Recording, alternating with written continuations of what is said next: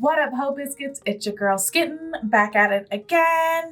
We all know that I'm really into history. I love overly sarcastic productions. I love Linfamy, channels like that. Those are my bread and butter. I really enjoy them. We also know that I really like animal videos. I've enjoyed watching the Frank videos. Casual Geographic is one of my top videos to react to. So imagine how excited I was to realize that there's a video out there that combines both of my loves. And if you haven't read the title of this video, which maybe you just saw my beautiful face and decided to click on it, this video is about the Great Emu War, which I believe occurred in Australia. Watch me be proven wrong, but I'm pretty sure, because I'm pretty sure you only find emus. Pretty sure you only find them in Australia. And if you find them elsewhere, I've never heard of it, so therefore it doesn't exist. But no, so it's about the Great Emu War. It's the first of a series, so I think I'm actually gonna finish this one. I had started another series by Extra Credits, and it was about the Spanish influenza. But to be honest, I was doing it when COVID was first starting, and it got really depressing to watch how history repeated itself. So I quit on that one. Sorry. But I don't plan on quitting on this one because what is the likelihood that there's gonna be another Great Emu War anytime soon? Hey, those of y'all watching in Australia, do I need to be concerned? Should I be worried? Let me know in the comments down below. Anti-Whoozins, I hope you guys are doing well. I hope you guys are staying safe and sanitized. I'm really excited to get back to this channel. Extra Credits is one of my faves, and I'm excited to see what this is all about. Their breakdowns are always really good. So without further ado, let's go ahead and get started. Australia, October 1932. Okay, it wasn't even that long ago. As Gandhi began his hunger strike and Hitler circled the chancellorship of Germany, George Pearce, Australia's Minister for Defense, was faced with two questions that would define his career. Okay. One, could a group of farmers from Western Australia get their hands on some machine guns? Machine guns? Could they shoot them at some emus? Now, normally, these weren't questions a defense minister would entertain. But this defense minister, at that moment in time, answered them with a quick and enthusiastic yes. Okay. He would be the first man in history to lead his country in a war against the emu.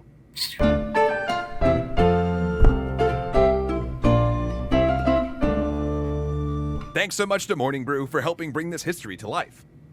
Real quick up top, once again, please welcome our esteemed guest writer for this series from the super fun history podcast, Something True, okay. Duncan Fife. Dope. Thanks for bringing the birds, Duncan. Strange as it might sound, until 1932, nobody ever really thought to fire a machine gun at an emu. Because why? I know, shocking. In Australia, the big bird even shares pride of place with the kangaroo on the nation's coat of arms. But the farmers of Western Australia's wheat belt soon came to see that heraldry as an insult, for it celebrated a loud, rabble-rousing pest that stomped their wheat, scared their sheep, and burst open holes in fences that let rabbits rush in to do even more damage. Damn. Though, in fairness, what the emu saw was simply wide open spaces that were supplied with fresh water and plenty of wheat, aka the ideal migratory destination for the enormous avian. They were But like, bro, let's take this a is step back for a vacation. minute and look at how these farms grew to be an emu's paradise. Okay. After the First World War, Australia made its returning servicemen a deal. See, it was sitting on 24 million acres of land, and it wanted to sell or lease that land to the returning soldiers, setting them up as farmers. One catch, though. That land was awful. The scheme was designed in part to get somebody, anybody really, to settle in and harvest the most desolate parts of a very large country. Why? Unfortunately, there was actually one more deeply disturbing catch. Of approximately 800 Aboriginal men who served in the war, only 3 had applications approved under the settlement scheme. In fact, some of the land was even taken from Aboriginal reserves. That's so fucked. If you were an Aboriginal soldier, you actually had a better chance of losing land than gaining it. Wow. And you know, that's just something to keep in mind for later if you find yourself having a particular sympathy for men getting humiliated by birds. Garbage. Just think back to this. Yeah. But anyway, as we were saying, the land wasn't very good for Western agriculture. In particular, the small towns of Campion and Wagulin, 200 miles from Perth, were the toughest farmland in the country. There, every stalk of wheat that could be grown had to be grown. And not just for the farmer's own sake, because wheat was a major Australian export. It was a tough existence. And then, in 1929, came the Great Depression. Unemployment skyrocketed, and the government offered the wheat farmers a bailout by guaranteeing them a decent price on their crops. But then they went back on their word once the depression worsened. So the wheat farmers were losing their shirts. And despite multiple promises from multiple governments, assistance never came. In fact, they were so mad that they decided, one day in 1932, that Australia would simply have no wheat at all that year. Yeah, fuck it. Fuck They'd you. rather throw it all away than prop up a government that treated them so poorly. A standoff was coming, and it would have happened, except for one thing. Actually, more like 20,000 things. 20,000? 20,000 rowdy emus had just mated and were ready to rumble. Emu. Hooting and hollering, they surged west. Wait, is it emu? Not emu? I was saying emu as a joke, but it is emu? It's not emu? I guess emu sounds a bit better than emu. In a feathery tidal wave right for the wheat fields of Campion. Damn. Now, if you happen to have never had the displeasure of an emu storming your wheat fields, here is what the farmers saw. The average emu stands 6 feet tall and stands for nothing. Nothing, of course, but emu survival. They stay on the move in packs, scouring the land for resources like a marauding band of pirates, emus. completely indifferent to the rule of law. How cute. And that's what makes them such a dangerous foe. You know, that and that they run incredibly fast. 30 miles an hour, to be precise. Gotta go fast. They're lightweight, tough, and muscular, and are equipped with 6-inch razor-sharp claws on their God toes, damn. meaning they're deadly in a scrape and poorly suited for most ball sports. Aw. They thought the wheat fields were a wonderful prize. Right. Plenty to eat, and what they didn't take, they'd get to trample underfoot or poop on. For funsies. A natural enemy for the farmer. And indeed, emus had terrified the wheat fields for years. And by 1923, farmers had successfully lobbied to have the emu designated as vermin, with the government subsidizing bounties for any hunter bringing home an emu head. But they had never seen emus in numbers like this before. 20,000? That was a national emergency. And the bounty hunters had not signed up to take down that many birds, okay? Look, I did not sign up to take out an emu army, okay? I was just here to pick up a couple birds here and there, okay? Enough for the family roast, and then go home. Fences couldn't keep them out, and while the farmers got off a few shots with their rifles, they assuredly weren't going to be able to fend off this foul force with such insignificant firepower. But, being ex-soldiers, they knew where to get some more. One of the most effective weapons of the First World War was the Lewis gun, a light machine gun that shot 550 rounds a minute with an effective range of 880 yards. It was one of the greatest machines of modern warfare, a potent symbol of man's increasing power of destruction, and just the thing to put down a flock of birds. Huh? But to get their hands on these guns, a coalition of Campion wheat farmers made a direct appeal to the Minister of Defense, George Pearce, who was also, importantly, an elected senator for the state of Western Australia. Pearce, like anyone whose career depended on the voters of Western Australia, was very preoccupied with thoughts and fears of secession. Right. Although the federal government of Australia was only 30 years old, the state of Western Australia had for some time been agitating to leave, believing that the state, its people, and their interests would be better served by self-governance. So, the Depression had dealt the state massive economic damage, and this unhappiness fueled an organized secession movement that was fast building toward a referendum on independence. That makes sense. And that was something Pearce was actively campaigning against. Also, Pearce was well aware that the government had failed to give any meaningful financial aid to the wheat farmers of Western Australia after putting them there in the first place. Right. But with this overture from the emu distressed farmers, he saw that what he could offer, and what might earn him just as much political goodwill as money, was a really big gun to shoot some emus and save a union. How big? If nothing else, remember this, because it's an important lesson in the workings of democracy. If there are enough votes in it, the government will let you kill any bird you want. Oh, Now, no. Pearce had no way of knowing if it would be effective to turn weapons of war on a rampaging horde of emus.